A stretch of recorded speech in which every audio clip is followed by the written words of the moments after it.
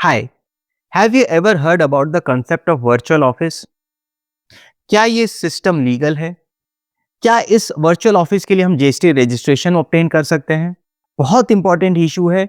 आज हम इस वीडियो में डिस्कस करेंगे, इसलिए इसको लास्ट तक जरूर देखिएगा। अभी तक हमने स्टार्टअप इकोसिस्टम के अंदर एक कंसेप्ट के बारे में सुना था, वो है कोवर्किंग स्पेस या शेयर्ड ऑफिसेस। ये नॉर्मली सिटीज में होते हैं जहां पर एक फिक्स इंफ्रास्ट्रक्चर होता है एंड उस इंफ्रास्ट्रक्चर के अंदर आप अपने लिए एक डेस्क या केबिन रेंट करते हैं एंड इस डेस्क या केबिन के साथ आपको कुछ फैसिलिटीज भी मिलती है। For example dedicated landline, internet, electricity, air conditioning and etcetera. ये केबिन या डेस्क आपके लिए डेडिकेटेड होता है एंड इस जगह के लिए आप अपना जीएसटी रजिस्ट्रेशन भी ऑब्टेन कर सकते हैं। यहाँ पर आप या आपके स्टाफ्स बैठ सकते हैं एंड यहाँ से काम करते हैं। बट सपोज अब आपको ये डेस्क या केबिन का दरकार ही नहीं है, आप कहीं रिमोट लोकेशन में काम करते हैं, may be from your home, और अगर आपके पास कोई स्टाफ्स है तो वो भी अपने अपने रिमोट सिटीज में अपने घर से काम कर रहे हैं एंड आपको ये को वर्किंग स्पेस में कोई डेस्क या केबिन का दरकार नहीं।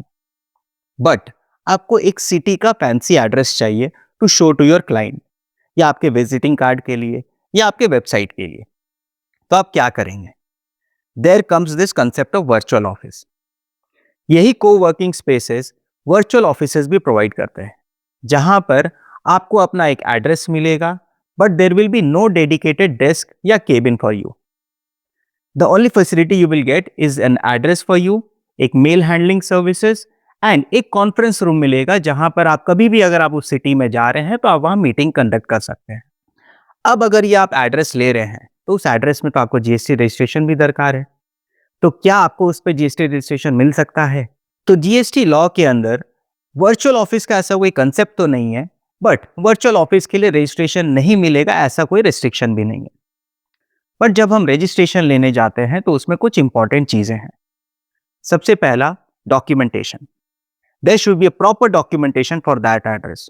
आपके साथ एक प्रॉपर रेंट एग्रीमेंट होना चाहिए, उस स्पेस का जो ओनर है उसका ओनरशिप प्रूफ होना चाहिए, वहाँ के यूटिलिटी बिल होना चाहिए, for example latest electricity bill या म्युनिसिपल टैक्स पेमेंट, इस टाइप का कोई रिसीट होना चाहिए। एंड ये सब प्रॉपर डॉक्यूमेंटेशन के साथ अगर आप रजिस्ट्रेशन अप्लाई करेंगे तभी आपको रजिस्ट्रेशन मिलेगा। प्लस अगर डॉक्यूमेंटेशन में कहीं प्रॉब्लम आता है तो there can be a physical verification for your office. तो अगर वो ऑफिसर आपका फिजिकल वेरिफिकेशन करने आते हैं तो आपको वहां पर उस दिन प्रेजेंट रहना पड़ेगा। अगर आप प्रेजेंट नहीं है तो आपका वो रजिस्ट्रेशन रिजेक्ट हो सकता है। दूसरा इंपॉर्टेंट चीज, जब भी आपको रजिस्ट्रेशन मिलता है तो रजिस्ट्रेशन मिलने के बाद एक वेलकम मेल आता है एंड ये वेलकम मेल के साथ आपका एक लेटर भी सेंड किया जाता है through registered post to your address. ये जो लेटर है, ये लेटर आपके वहां एड्रेस में रिसीव होना चाहिए। अगर वो लेटर रिसीव नहीं होता है एंड वो रिटर्न चले जाता है तो there will be an alert कि शायद ये नॉन एग्जिस्टेंट बिजनेस है।